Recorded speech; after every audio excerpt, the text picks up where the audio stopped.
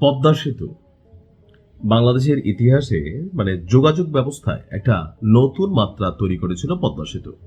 এমনকি এই পদ্মা সেতু নিয়ে নানান পলিটিক্যাল অবস্থান, দেশে বিদেশে তর্ক বিতর্ক অনেক কিছু হয়েছে, কিন্তু দিন শেষে অফকোর্স পদ্মা সেতু বাংলাদেশের জন্য খুবই জরুরি, গুরুত্বপূর্ণ, এমনকি ফায়দাজনক ছিল। এখন পদ্মা সেতু সরি ঠান্ডা লেগে আছে। তো যেই পদ্মা সেতু আওয়ামী লীগ সরকার করছে, এটা করে বিশ্বজুড়ে একটা ক্রেডিট কিন্তু আওয়ামী লীগ সরকার পাইছে। এখন আমাদের যে নতুন ক্ষমতাসীন সরকার আছে বিএনপি, তারা কি কোনো কিছু করবে? অবশ্যই। আমার কাছে মনে হয় প্রতিহিংসা হবে, হিংসা হবে ভালো কাজের। ইসলামেও আছে যে ভালো কাজ দিয়ে তোমরা একে অন্যের সাথে হিংসা করো। এরকম উন্নয়নমূলক প্রকল্প আমরাও চাই। দর্শক, দ্বিতীয় পদ্মা সেতু তৈরি হচ্ছে, আর প্রশ্ন হচ্ছে কোথায়, তাই না? বিএনপির নির্বাচনী ইশতেহারে এবার একটা বিষয় ছিল, অনেকে যারা পড়েছেন হয়তো দেখেছেন, আবার অনেকে যারা পড়েন নাই তারা দেখেন নাই।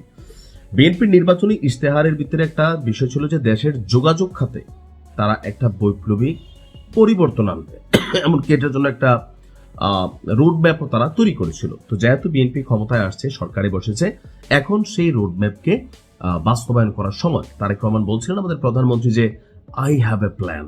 তো ওনার প্ল্যানগুলো আস্তে আস্তে সামনে আসছে।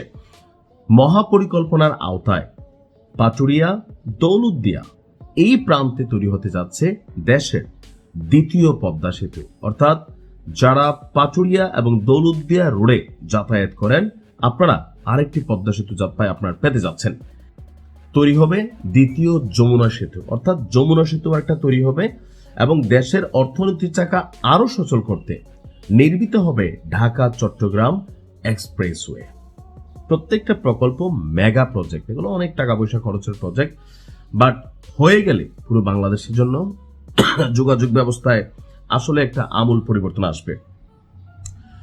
গেল 1 মার্চ সেতু বিভাগ এবং অর্থ মন্ত্রণালয়ের মধ্যে আপনার একটা উচ্চ পর্যায়ের, অতি উচ্চ পর্যায়ের একটা বৈঠকে আপনার এরকম সিদ্ধান্তগুলো সামনে আসছিল। অর্থাৎ 3টি মেগা প্রজেক্টের তথ্য জানা গেল।